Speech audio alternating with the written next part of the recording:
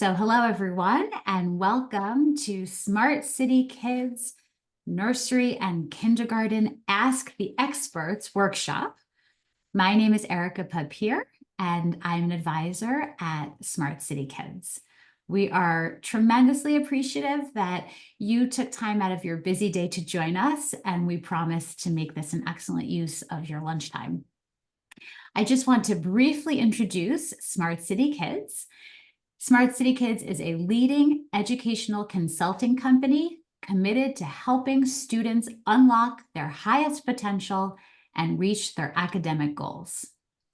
For over 20 years, our consultants have successfully guided families through the challenging admissions process and helped students gain admission to their top choice school.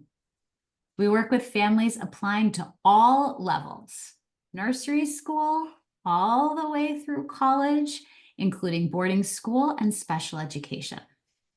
We take the stress out of the admissions process with concierge level support and personalized programs to fit each student's needs and goals.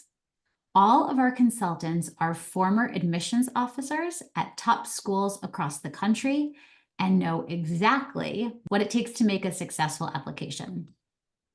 And with Smart City Tutors, we teach students the skills, the strategies, and the confidence they need to flourish in the classroom and beyond. In addition to academic support, we also provide our students with test preparation tutoring and executive function coaching. Everything we do is geared towards meeting each student's unique needs and academic goals. So that is Smart City Kids in a nutshell. And I just want to briefly introduce myself and then turn it over to my two colleagues. So I was the director of admissions at a private school on the Upper East Side for 17 years. It was a school that was early childhood through elementary school, so 2s through 5th grade. I was their director of admissions, enrollment, and financial aid. And then I started at Smart City Kids in the fall of 2016. I also am a parent. I have 2 children, both of whom started school yesterday. My daughter is a sophomore in high school, and my son just started 6th grade, so just started middle school. So those are my hats in a nutshell. So I'd like to have my 2 colleagues introduce themselves before we go ahead and get started. Roxana, do you want to go ahead and kick us off?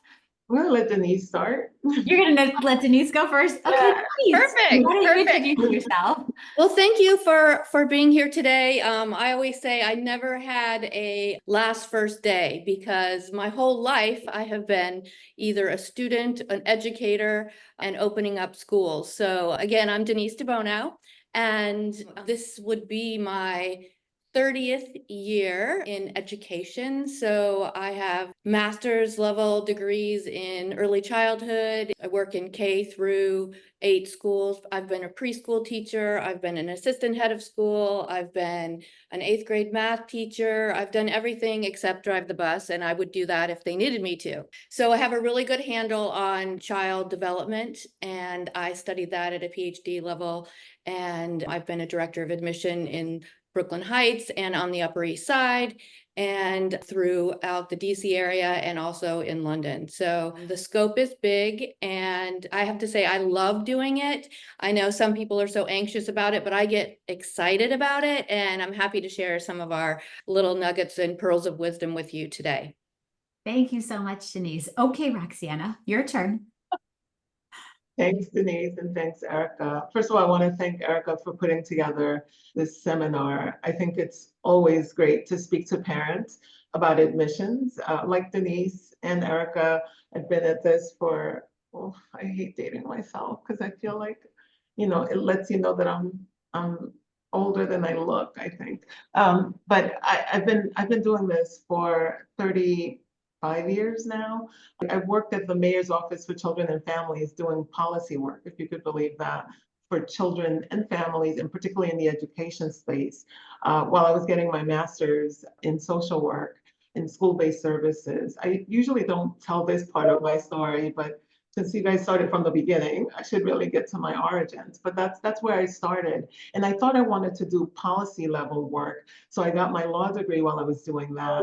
And then I realized like I really just like being with people and getting into the conversations that families are having related to their experiences in schools and really trying to navigate this idea of like, where do we belong as a family, and where do our children belong, and how do we make space for them to feel safe and feel good. And I started doing that in the Bronx, believe it or not, trying to figure out how to help families in marginalized spaces navigate finding a home for their children. And I sort of moved into a space of trying to figure that out for my own family and remembering what that was like for my immigrant mother, who had no clue how to navigate it for me when I came here. I got into Stuyvesant High School after 2 years of being in this country. And my mom, because we lived in Brooklyn, thought that it was too far to get to Stuyvesant from Brooklyn and said no. And my principal came home and said, wait, your daughter got into a really prestigious public school. And she said, no, but it's like across a bridge. She can't go there. I don't care what it is. And so that fermented for me this notion of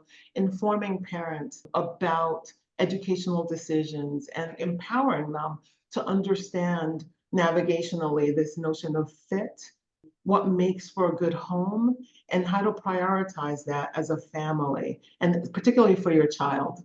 And that's the foundational elements of Smart City Kids, a company that was started almost 25 years ago. With that in mind, we are the leading firm in this space. It started when consulting was not a thing, and particularly when it wasn't a thing as a firm. And we really created a blueprint for that. And our space is broad now. We do it for over 50 corporations in New York. We have partnerships that are longstanding, over 2 decades long, with New York University, with Sloan Kettering, who we have contracts with year after year, and our newest partner, New York Presbyterian. We have worked in over 30 schools in New York City who have hired us in some capacity to support them in admissions work, which has been incredibly proud for us because it means that they trust us. We're the company that they look to for understanding both how to navigate exmissions for their students, but also how to think about admissions in their schools. And we feel incredibly proud of that as a firm. And of course, the talent that comes through our doors, folks like Denise and Erica are a part of our community. We just brought on, another slew of really talented consultants.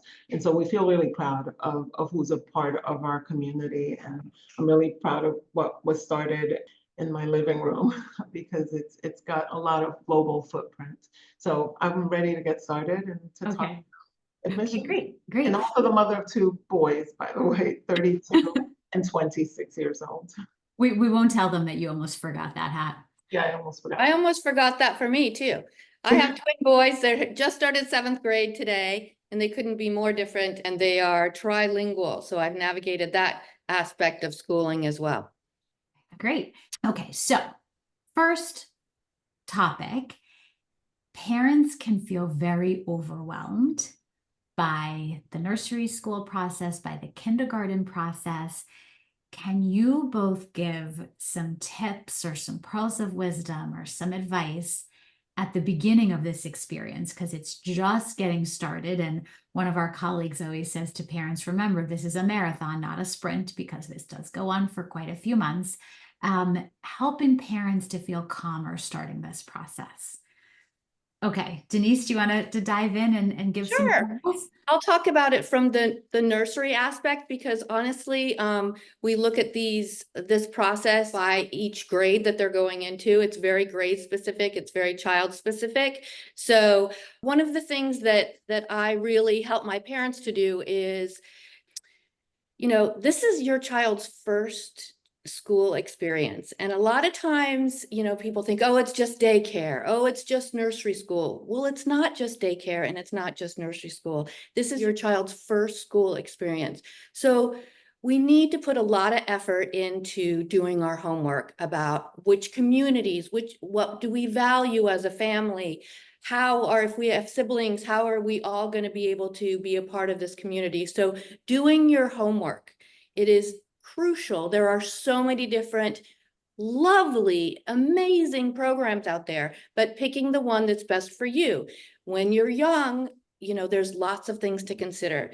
There are full day programs, half day programs, different age cutoffs, different philosophies that you want to, you know, decide. And so there's so many options that you want to make sure that you do your homework. And we're here to kind of help you navigate that. You can read a lot of things on the website and still not know exactly where you want to be. I think a critical piece for nursery school is also looking in your neighborhood. You do not want a 3-year-old or a 2-year-old commuting an hour and a half to go to school, because a lot of times the programs aren't even that long to begin with. You're looking at transitions. What's their program like? What's a typical day? All of these things are super important. Do they have after school activities? Because for little ones, you know, you pick them up after school and you take them to other things. It's really nice to have a program that offers after school, so they're with their friends, they're not constantly changing and doing those things. So there's so many different aspects of navigating the early childhood process. So those are just a few things that I wanted to share. And what I really want to hit home is really do your homework and figure out what these different schools have to offer and how it resonates with you as a family and your values. Thanks, Denise. I would just add one thing, echoing and agreeing with everything that Denise said. In terms of doing your homework, obviously you have the school's websites. Another thing is a lot of the schools have become very active on social media. So some of the schools will post pictures of curriculum aspects that they're working on, or field trips that they're taking. So that's a fun way, in addition to the school's websites, to get to know them, to follow them on social media. But I would really, really caution you, when you read about schools online, make sure it's a reliable source. Because if you're reading something that's perhaps negative about a school, it could be written by a disgruntled or frustrated parent, but we've all been on the school side, and we all know that there are two sides to a story. There's the school side and the family side. So read the school's website, follow them on social media, but be careful of the park bench gossip. I just want to add also that it's really important to walk by the school to get a feeling. Is it secure? Do they have their own dedicated play space? So walking the neighborhood, kind of pointing out things with your child. Oh, this is a school. You know, what is the vibe? What is the feeling? Very important. Thank you so much, Denise. Roxana, can you add some things maybe from the kindergarten perspective? I mean, I think a lot of what you shared resonates, right? I always encourage families to start this process by looking inward. There's a lot of noise outside of you when you're beginning to do this research, and people start telling you about their schools and anchoring their values and throwing them onto you, like, this school is great because of this and that. And the truth is that schools are great because they are aligned with a family's priorities and values. And I think the first place to begin is to identify what they are for your family. I think that's a really important way to calm some of the anxiety around this, is one, to figure out, okay, what's the quality of my life going to look like if regionally we start thinking about this location in Brooklyn or in Riverdale or on the Upper West Side or on the Upper East Side? What would that look like? Are we comfortable with that? Denise talked about going over to the school. I think that kind of diligence makes sense. Like, what does that look like in the morning or in the evening, you know, for pickup and drop off? Like, what the routine, how disruptive is it to our family's quality of life and routine? And if it is too much, does it stay, right? Is it worth it? That's always a question. Is it worth it? You know, what about the religious aspect of the school? Does that align with us? Do we need that? Is that a factor that applies to our family? How significant is it? And what's the trade of that as our student goes through the program? You know, there's an element to the religious aspect. You know, what does it offer? And what does it augment for the quality of our child's life throughout the life cycle of his or her experience in the school? And then what's the trade around that? I mean, I think these kinds of calming questions are around like, when I look inward, what does it feel like to my family? What does it feel like to my family, the level of and the breadth of the diversity that the school offers? What does it feel like for my family to be in a single sex school, or my child to be in a single sex school or in a co-ed school? Like asking really critical, meaningful questions ahead of going outside of yourself and talking and looking at schools is like feeling the pulse of your own family. What does that look like? Would it be okay to split our children if I have, a boy and a girl, and we're thinking about single sex schools? How does that impact the quality of our life? Do we want to be a single unit in a school or not? I think those are really critical. I think beyond that, then as you sort of move away from that and you start going outside of you, then yes, go visit school locations. Talk to parents of children who are in the school, who have experience and live in it, right? And, do as much of that diligence as possible. Obviously, look at the websites, get organized, start actually, setting up spreadsheets so that you can start deploying information into those spreadsheets so that as you go through this process, when do I need to submit applications? What happens next? You have a system that's organized, a calendar. If it's more than, if you're not a single parent and it's two of you, like how do you organize your calendars around what will be a very solid September to December likely, process? It's condensed. It is high, there's high touch. How do we manage our calendars around this? What's the volume of schools that we want to dedicate to? Like just those meaningful things, how much does it take us out of the game on our work schedule to commit to applying to private schools? How comfortable are we with that? What's the cost analysis of all of this? All of it should be considered as you apply into this space. And why are we doing it? Does it resonate with our quality of life? All of those are meaningful questions before you dive in. That should help to clarify the anxiety around whether to move forward or not. Thank you. These are all wonderful suggestions. And I would echo Roxana's get organized, because if you're applying to multiple schools, which people are, each school has multiple visits, and you want to really make sure that you are punctual, you meet deadlines, and that you arrive to the school with the right member of your family.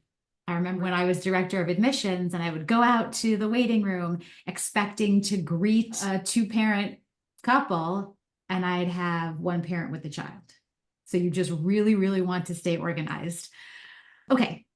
So one of the first things that parents have to do during this process is write essays for their applications. Even if you're an excellent writer, this can be one of the most challenging exercises to write about your child. We're all parents. We all know we're president of our children's fan clubs. So can you each share some thoughts about writing the essays for the application and maybe some quick things to do and maybe also some things to avoid doing as you embark on that piece of the process?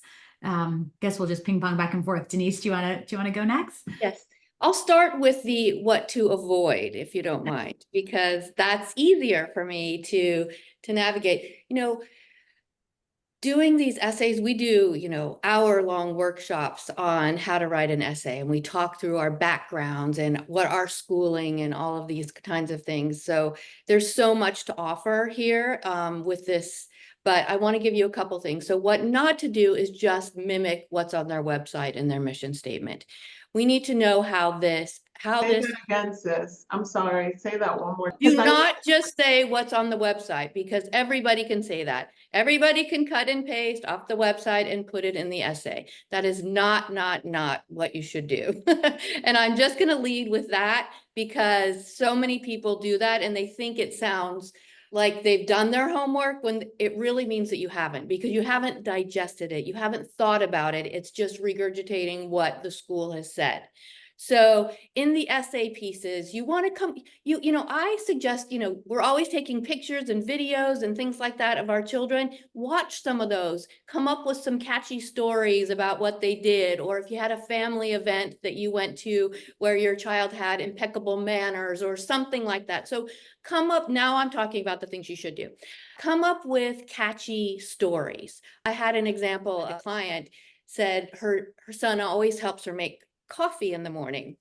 So we came up with this catchphrase: what preschool teacher wouldn't want their own personal barista helping in the morning? So, it was a little cheesy, but it was super fun. And we do read, as admissions directors, we read all of these essays. So don't think that they're just overlooked, because we do read them, and we usually read them right before we're coming into your interview, because it's nice to have a conversation and not for an interview to sound like an interview. We like to have to be able to pull fun things from your essays. So one thing is to come up with some catchy stories and show during your essay rather than tell. You come up with adjectives and you show how they demonstrate those particular qualities of your child, or strengths. Another thing that schools need to hear in their essays is that you want to partner with them, that especially at the nursery school level, at all levels. It looks very different at all levels, but they want to know that you are in this, you support their program, you support their teachers, and that you want to be active in the community. Even if you're two parents that work, there's many ways to be active in a community. So schools want to know that you are invested, that you are going to be their partners in this journey, because little bumps in the roads, they do come up. As much as we want to prevent them from all coming up, they're actually good that come out of these little bumps in the road, and the school wants to be able to talk freely with you about them. So if you can communicate in your essay that you are open to learning new things about parenting and all of these things, that's a good piece to also put in your essay. And I think I'll stop there because I could go on forever, but those are all really valuable nuggets. And Denise, along the lines of what you said, use the word partnership. Be direct. Share that you're excited about this upcoming partnership, or the word collaboration. That is hugely important at this early age. All right, Roxana, go ahead. I think all of what Denise said, and I would just remind everyone that the goals of these application essays, they're not just trying to torture you, right, by making you go back to college and write reports. I believe that every admissions team is trying to understand the story of your family. They're trying to understand whether the narration that starts out with this application, that continues with your essay, that unfolds with your visit and with your child's playgroup visit and with your school's report of the transcript that they send out, that all of those pieces come together seamlessly into a story that says who you are and that aligns with what you stand for and who your child is, that they're all anchored together. And so make sure that there's authenticity that comes through that essay. That authenticity comes through because the narrative, the narration, the story that you're telling should be seamless and consistent. It should have congruence around it. And so that's really important to project in what you share.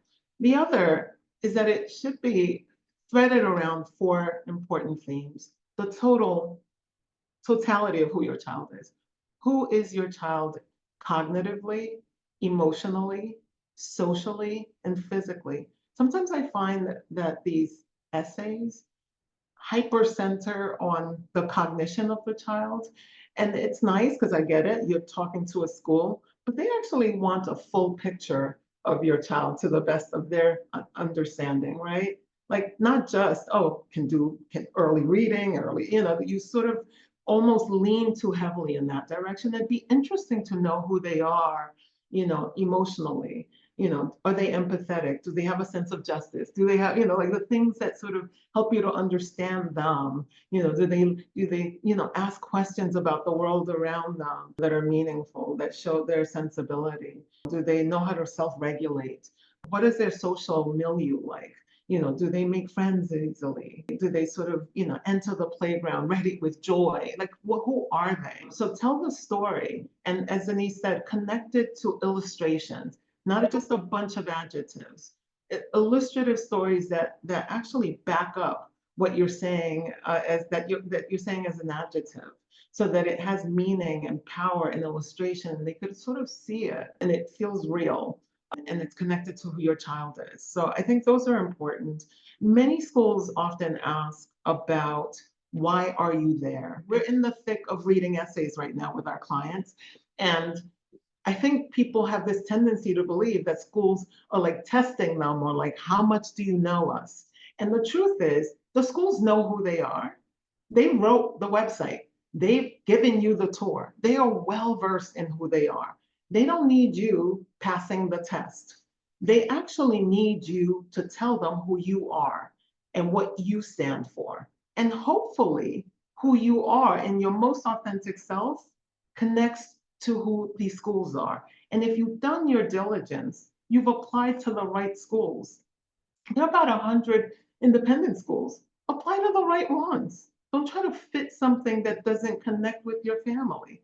So if it's a natural and seamless transition, you will apply to the right schools and you will say the right things that connect to the right schools. And that's ultimately what authenticity will look like. So that's what I have to say about it. I have one more thing to add, if that's okay. I think a lot of times also we try to invent things to make them bigger than they are. And really, it's super important that even that walk, to the pizza parlor on Sundays, those can be things that you draw experiences from and share about. It doesn't have to be that you're going to the Met and studying XYZ artists for 4 hours and anything like that. That's not age appropriate. We know you're not doing that.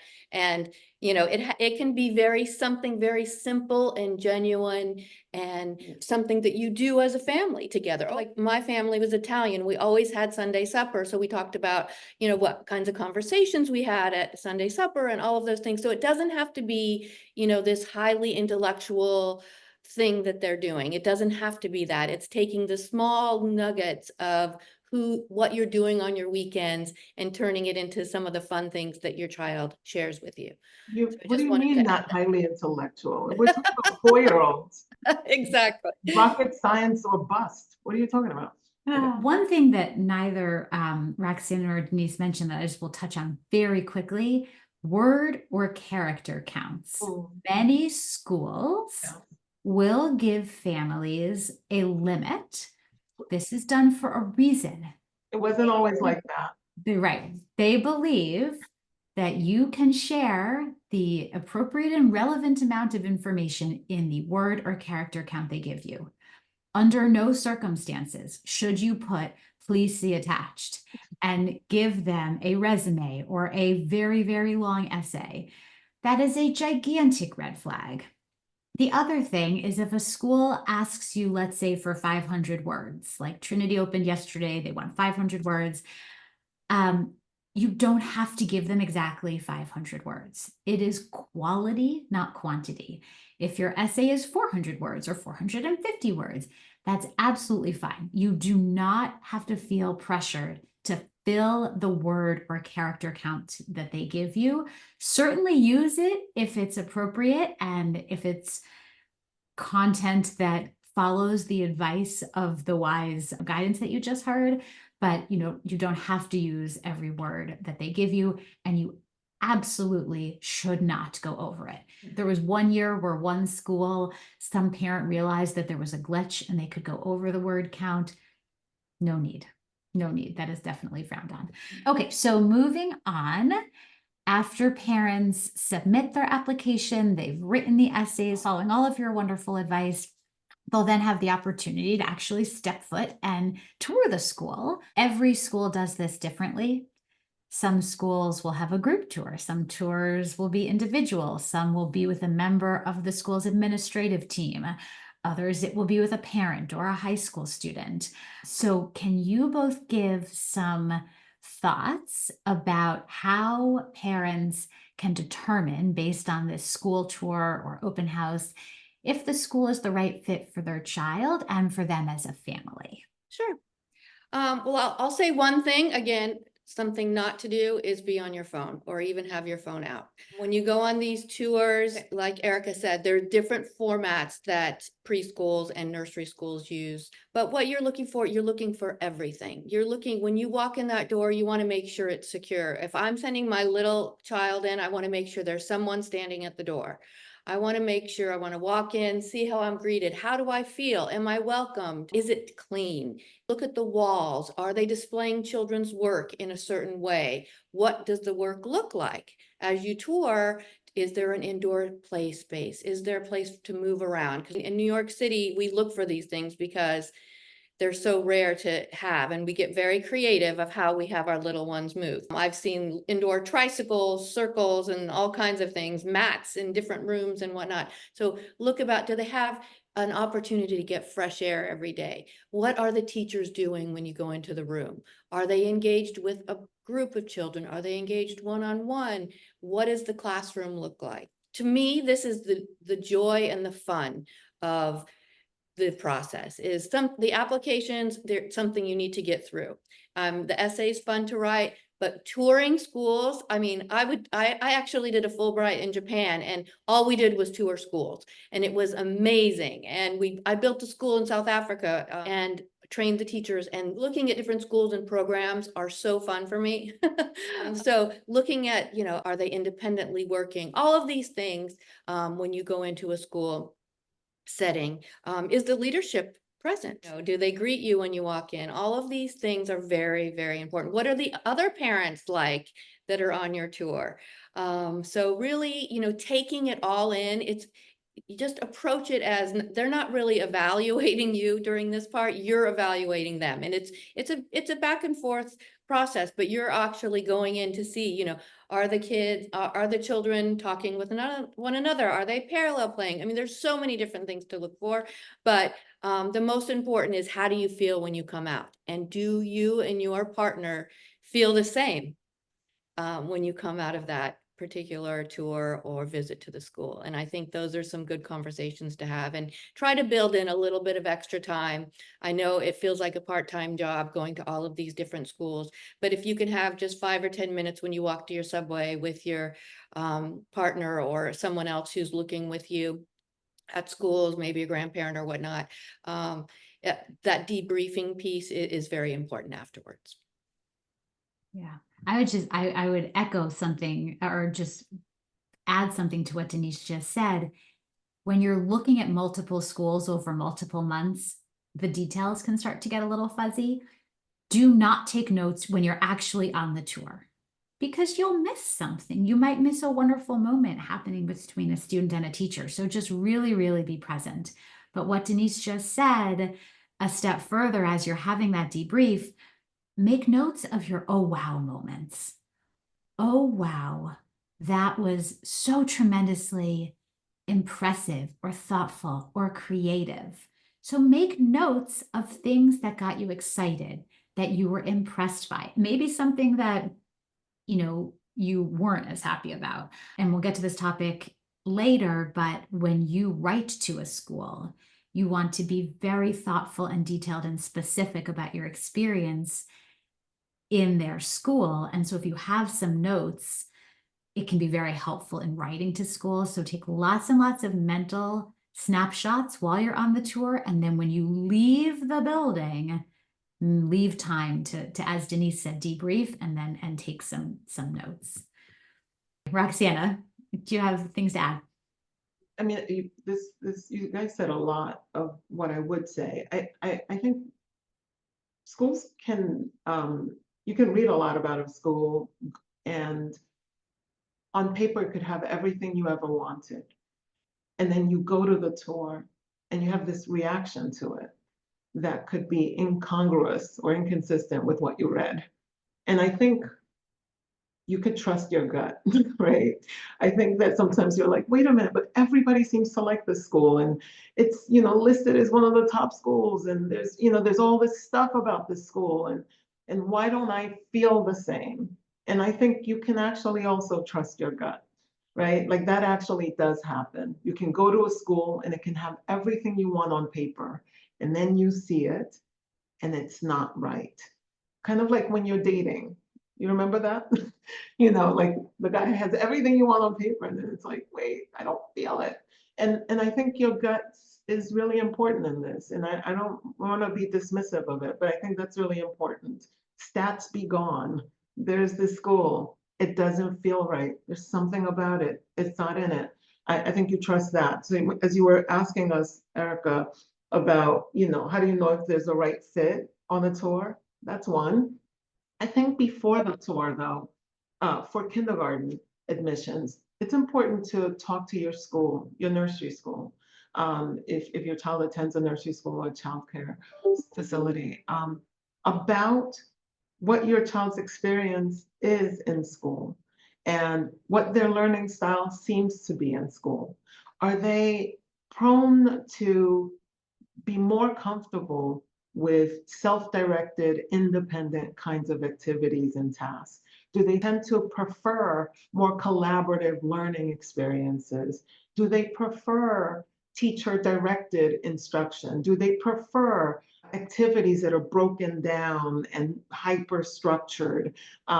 You know, like you want to know what that style looks like. Where do they seem to lean? Are they more visual in their learning style? Or are they more auditory in their learning style? And, you know, getting some granularity from the people who have access to your child. Forget talking to them about schools. Many of the folks, and particularly the teachers, have not spent time like Denise going to schools all over the world and enjoying tours. They just know your child.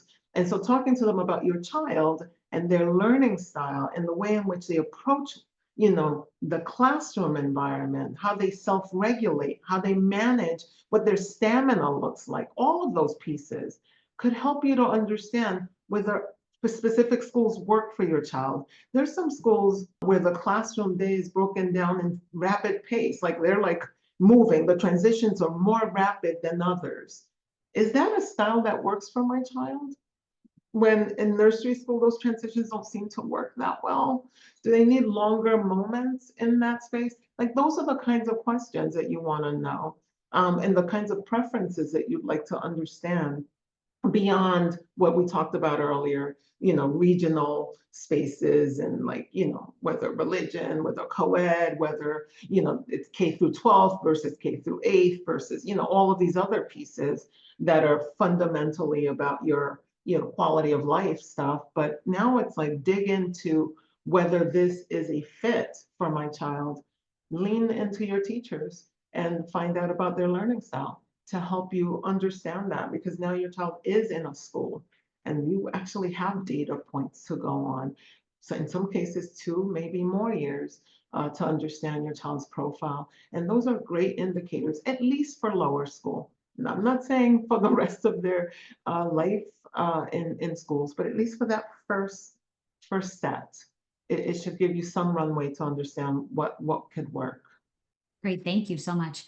So just briefly about parent interviews, not all nursery schools interview parents. Some nursery schools do a family interview where you go with your child. Some nursery schools that are connected to an ongoing school, like Horace Mann, for example, that starts in the 3s and goes all the way through high school, they will interview families, but not all nursery schools interview parents. So just for the sake of time, I think we'll focus more on kindergarten for this question. Roxana, can you touch on how parents can put their best foot forward during a parent interview for kindergarten? Most important, make sure you've read your essays.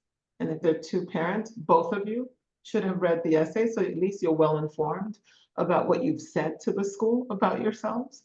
Major don't offer up weaknesses right away, you know, if you're not asked about them. I always find that people, as a way of sort of managing, like not being braggadocious, they start like listing their children sort of like, oh, he's great at this, but you know, not so great at this. It's like, that's not the place to do that. It's okay to sort of talk about your child's strengths in this space, even though it's uncomfortable to talk to a stranger about your child's strengths because it feels like you're bragging. It's perfectly okay to only operate in that space and not deal with weaknesses unless you're specifically asked about them. Be authentic, be your best self. be your best, your very, very best self as you're describing your family. There are 5 questions that you want to come prepared for. I'm going to just list them.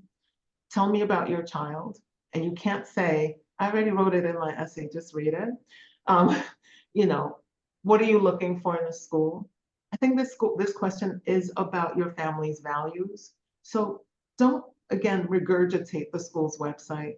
Go inward. They don't want to know what you know about the school. They want to know who you are and what you stand for. The third is, what are the challenges? What brings frustration? What are the weaknesses, right? Come prepared with weakness, example, and then what are you doing about it? Don't just leave it dangling like that's what is happening with my kid. I don't know what to do. What are you doing about it?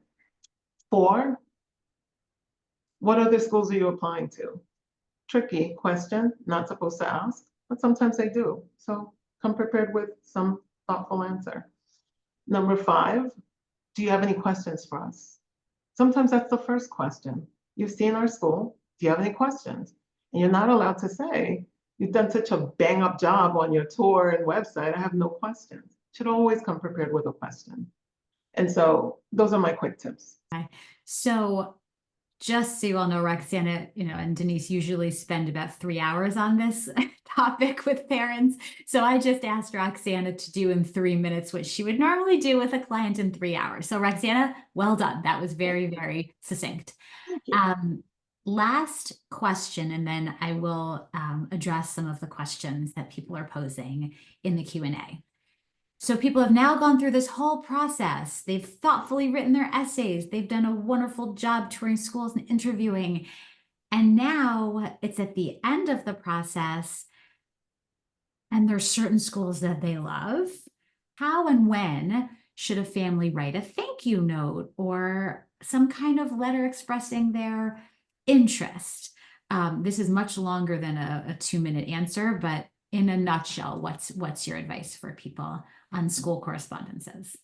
For me, in nursery school, you should always write a thank you note after your interview and after your tour. I always do. Sometimes I even say, write one email, use one in email, use one in proper stationery. You don't have to go out and buy like special stationery, but whatever you have at home is always nice.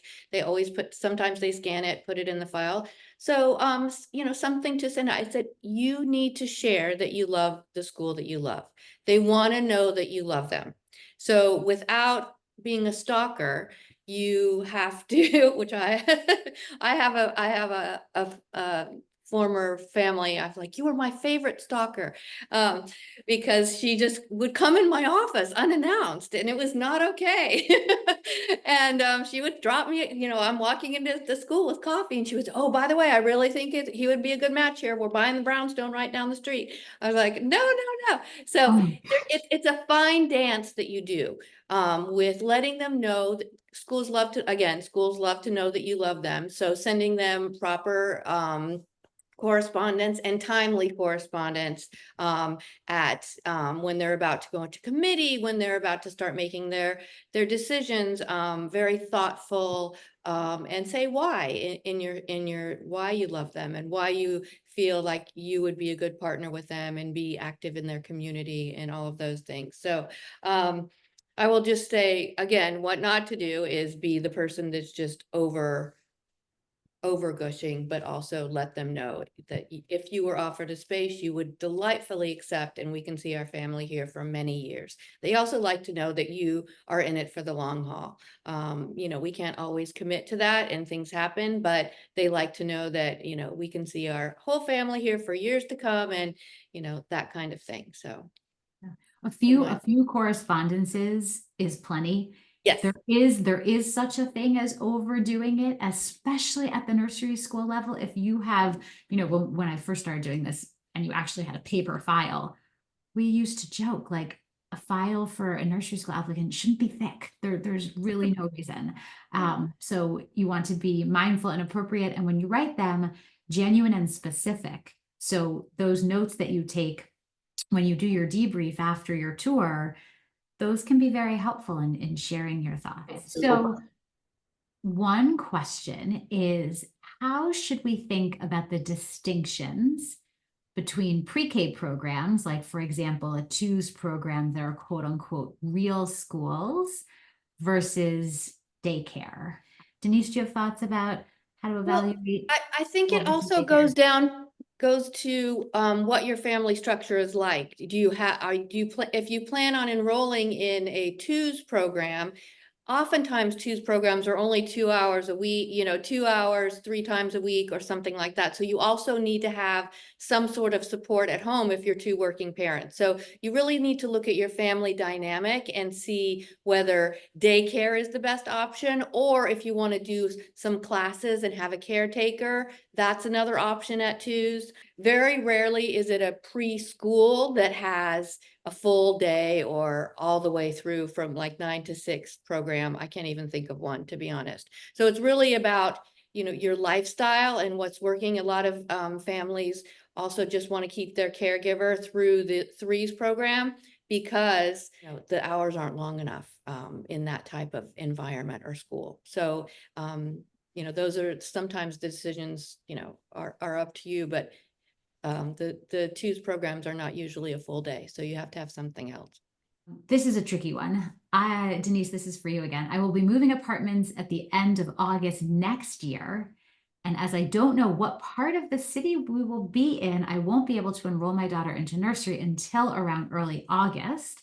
I've heard that that is way too late, but would love to hear your advice. So, it's going to be hard with the location piece, because you really, we really stress that, it depend on if you're looking at daycare and or little schools. But I think that what you would do is, as soon as you move, you would call around to some of those schools, or you would, come to us and say, oh, listen, I need to know who has openings for this particular program. And a lot of times the schools will call us first thing. Oh, we had 3 families move over the summer.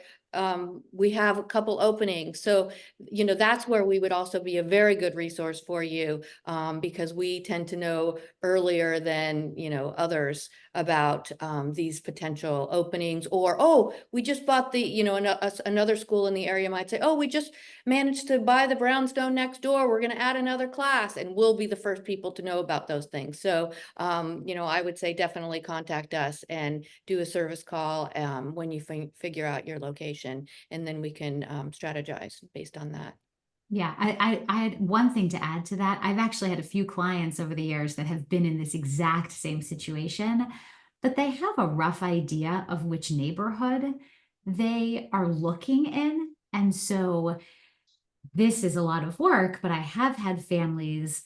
I had a family that was living in Tribeca and they were going to move to the Upper East or the Upper West Side, but they really weren't sure where they'd find something. They applied to a handful of schools on the East and a handful of schools on the West, just, to have some options, because in August, your school list is going to be who happens to have an opening.